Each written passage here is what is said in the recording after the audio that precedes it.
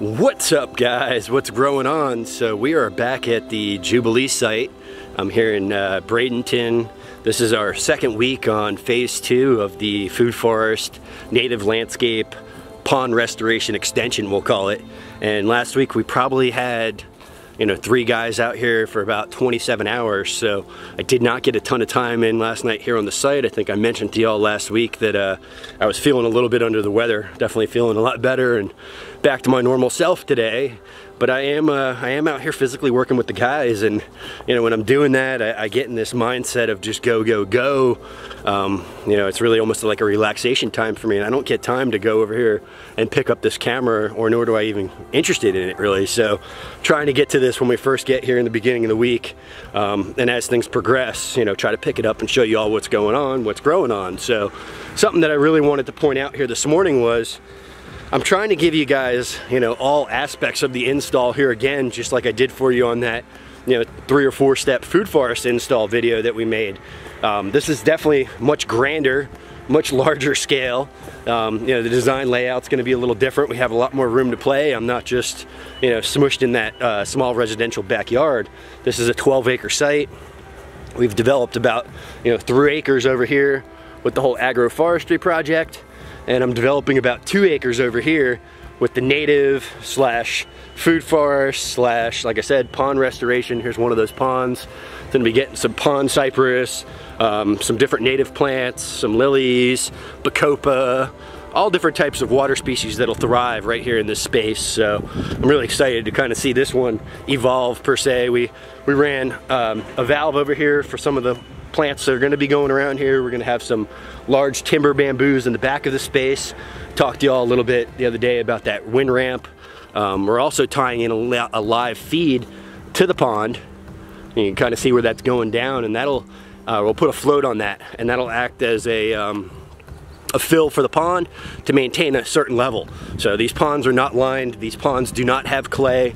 They do gradually drop in rainy season. They stay high naturally because the water table's so high. But this time of year they're definitely down a little bit. We're in dry season, so I'm gonna take y'all around, kind of the same stuff that y'all saw last week. So here's one of those, the larger ponds. We've got all of our main lines tied in now. We've tied our valves in now. Hose bibs are painted. PVC is not UV protected, so something I'll point out. We bought some UV protected paint. We painted the PVC uprights, this way the sun's not going to deteriorate them. We have a feed going for the micro line that's going to go around the pond. That's just going to be for the species that need water long term. I also have another teed in valve that's going to go down and, like I mentioned, feed that pond. So can't wait to get some plants in there and get a little bit more life kind of to this space. We got this big pile out of here the other day, and we started to build a berm over here towards the front. So, hey, look at these guys. See these guys? They're working over here. So those are 2 of the caretakers here for Jubilee. I'm gonna get him to actually give me a little tour around the site. Quentin, that's another one I'll point out. Quentin, the guy on the tractor right here, he's an FGCU grad. He's the main caretaker out here at Jubilee, and I met Q at my advanced permaculture design course with Eric Tonesmeyer at our farm, and he was really into permaculture, going to school for this, more of the ecology type direction, and he was just graduating as we were starting this in February, and he had interest in getting involved with us. And I gotta be honest, like, Q showed up and had no idea what he was getting himself into. The level of work, the pace, the speed we work at out here is not typical. We get things done. We don't play around. I'm not here to, mess around. I want to get here. I want to get out of here. I want to get on to the next install. And I honestly thought maybe after that 2nd or 3rd day that Q wouldn't be here anymore. I thought I was going to have to tell him I'm replacing him. Ended up having a little talk with him. Actually, I think it was before I even had a talk with him. I think he was noticing. He was seeing that pace we were working at. And he started kind of just picking it up on his own, and I said something to him like, "Oh wow, you're looking better, bro. I was almost gonna have to let you go." By the next week, he was like a new person, and the homeowner here even said like, "Wow, what happened to him?" And I said, "Well, he's with the program now. He understands how we do things. He knows we don't play around." And as those weeks progressed, we were here on this initial install for 4 weeks. So I started the beginning of February, I finished the beginning of March. And as this is developing, Ryan, the property owner, which you all see my video with Ryan, I'll put the link up above for the 4-month follow-up. You know, Ryan's like, what am I gonna do here? Who am I gonna have maintain this? You know, and as those weeks progressed, I'm like, you know, Q's original intention was to help with this project and then probably come back up to the farm with us and help us with installs in the Tampa area. But his family all lives down here in Fort Myers. I'm like, you know what? Like, Q's really turning out to be a great worker. Like, how about Quentin, you know? And long story short, Quentin worked out a position here. So he didn't end up coming back to work with me, but honestly, that gave me a lot of security. You know, knowing I had somebody here I could call, knowing I had somebody here that kind of got things, knowing I had somebody here that was for every step of the install. So that's not typical. I got really lucky with Q, and he's turned out to just be an excellent fit out here for Jubilee. I mean, you know, everyone is happy with him. He's doing a good job. He's really excelling. You know, in all those areas where I would say Q was a little bit intimidated out here, which was probably the main one would be the market garden, he studied, he researched, he stood up all night trying to really master those crops, and he's kicking butt over there in that market garden. They've already produced a lot, so he's done a really good job out here, and that's kind of off subject of the install, but I'm gonna finish walking y'all around. I just wanted to give you a little Q backstory. He's gonna give us a tour, don't worry.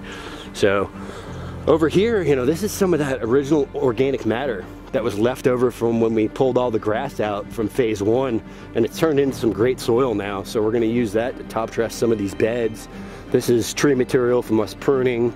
These are invasive materials from us, you know, cutting some of these things out of these beds. So there are some palmettos and stuff in here, and I had mentioned if we were to prune palmettos again down the road, I would just leave those in the beds. That would just be organic matter. But the thing is, you know, these guys are over here busting their butts trying to get those nuts and those roots out for that smilax. So even though it does have an excellent edible vine, it is a bit invasive. It has some thorns on it, so it's not something, you know, that's that fun to work around being out here all the time. So it is something that can be a little bit of a pain, even though I think it is delicious. So I'm almost all the way up here at the north end of the site, and something that was maybe in one of my first videos was this greenhouse shelter space over here.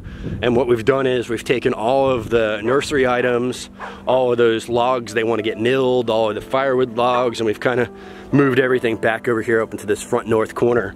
Kind of gonna build like a space to hide it per se. This will be kind of like at my own farm, we call it Area 51. You know, this is the I like to say the front of the house stuff and the back of the house stuff, and you know, some things that can stay in the front of the house, you know, don't need to be in the back of the house, but things like this is a back of the house item. So, you know, we've kind of putting this in a place where it can be hidden. You know, there's a little bit of trees here next to it, and the main hider of this whole space over there, which would be the nursery, some of the implements for the tractor, some of the pots and stuff. Over here on this side, you can see that large berm. So we berm that up, and it's kind of like a flowing berm, so it's like an S, similar to like the berm they actually put on the main entrance. And we're gonna plant native species like dune sunflower, mealy grass, and maybe some Simpson stopper on that hill, give us a little bit more height. And that's gonna be another view block as you pull into the main entrance. So really excited. Today I've got a couple of loads of plants showing up. I've got deliveries coming from native nurseries, palm nurseries, bamboo nurseries. So we're really plugging around. You know, it's plugging along, should I say. So we've got all the hose bibs tied in. We've got our valves wired in now. We did that this morning. You can see we number our valve on top, so that's zone 10 in the clock. We got hot water with some serious pressure. So something I'll point out, you know, this the main line coming off the well comes out with an 1.25 inch pipe. We always step that up. So, you know, I'm 500, 600 feet right now from that well, maybe even 700 feet. We're pretty far. And you know, all those turns that pipe is making to get here, you lose pressure through every turn. So coming off an 1.25 inch, we actually step up to 1.5 inch. You know, that's gonna give a little bit more flow by the time we get all the way over here. I mean, I could blow a hole in the ground with the pressure that's already coming off of this hose. So it's pretty impressive. So this is, you know, one more of that oak tree that we're gonna get all those vines out of. I'm not gonna lift this one too much because we do wanna, you know, kind of keep this area as blocked as possible. And you know, just looking over here into the landscape of the property line, I mean, that's a lychee, that's a mango, That's some type of nitrogen fixer. I'm not positive what species. That's a mango. There's some carrot wood, so there's invasive species, but you know, here's a wild, not native, but wild Suriname cherry. That one just kind of popped up, so we definitely leaving that one alone. You can see all those big logs I was talking about. They're kind of hidden back over there. And here's that fence. We're gonna put all that bamboo on, so we trimmed the heck out of the trees over here, really open this up a bit, kind of letting some room for that bamboo actually when it does grow up. I'm gonna plant the bamboo probably about 7 foot off the fence, and you can see the green flags. That's just marking the spacing. That's not marking the exact location. And you can see we've stripped up the palmettos, and what we'll do, like all these little oak tree suckers, once we get all the roots out for the smilax, we'll come through here with the hedge trimmer, line trimmer, beat all that down to the ground, put some of that organic matter in these beds, and then obviously we've got mulch for days over here, so we'll be mulching everything pretty heavy. We got some oddball logs that we'll use over here in this space to probably line one of these beds or something. And these guys have been at it for about an hour, and I'll show you what kind of fun this is. Oh hey, you guys digging for gold? Digging for gold. Digging for gold. So this is the smilax roots, and you can see what's involved. Ian, this is hard work. What are you doing? You've been here for a couple of years. You still hang out for this hard work? Yeah. Man, you haven't jumped the fence yet? Not yet. Not yet. Is that rewarding or what? Is this like digging up sweet potatoes, Ryan? Like an Easter egg hunt. Easter egg hunt, huh? Whoa, so we've got about 100 pounds Easter eggs so far, huh?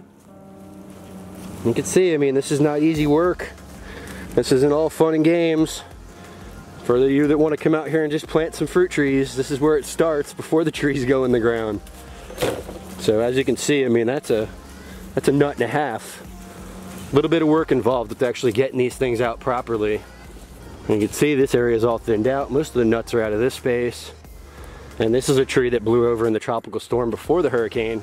We have a stump grinder coming. We're gonna get the roots out on that.